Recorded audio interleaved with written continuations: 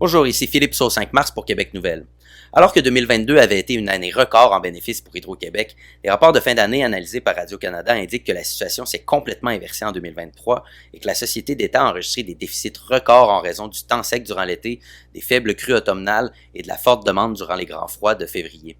Résultat, les barrages n'ont jamais été aussi vides et ce manque à gagner équivaudrait à environ 35 TWh, c'est-à-dire l'équivalent de toute l'électricité exportée par Hydro-Québec en 2022.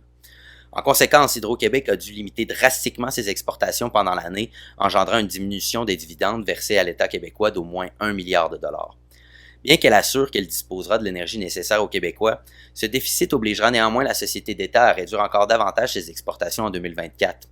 On est aussi soulagé que l'approvisionnement de 20 TWh vers l'État de New York et du Maine, signé en 2021, ne commence qu'en 2026. Selon Radio-Canada, des sources anonymes chez Hydro-Québec qualifient ces contrats de boulets.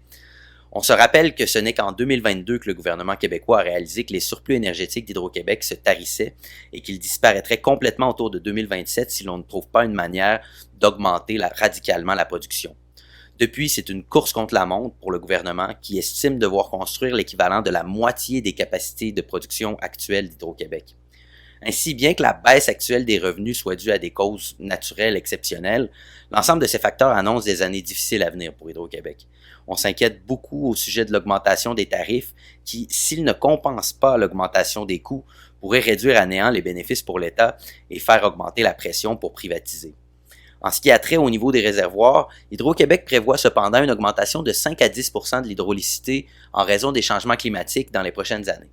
Ce qui laisse perplexe puisqu'on a passé l'été entier à accuser les changements climatiques d'être responsables des temps secs ayant causé les feux de forêt. Donc apparemment, les changements climatiques ont le dos large pour le meilleur et pour le pire. Une chose est sûre, avec les politiques de transition énergétique qui poussent à l'électrification accélérée du parc automobile et du chauffage résidentiel, les contrats d'exportation vers les États-Unis et des potentiels aléas du climat comme il y en a eu entre 2022 et 2023, Hydro-Québec est en très mauvaise posture et pourrait rapidement manquer d'électricité.